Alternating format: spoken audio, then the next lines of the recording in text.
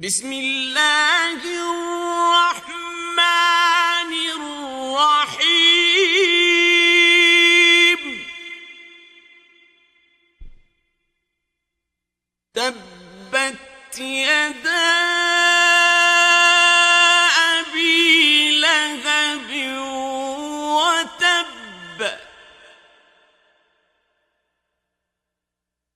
ما أغنى عنه ماله وما كسب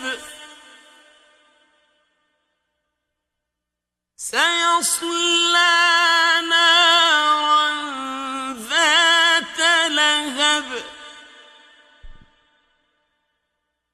وامرأته حمالة الحطب في جيدها حبل من مسد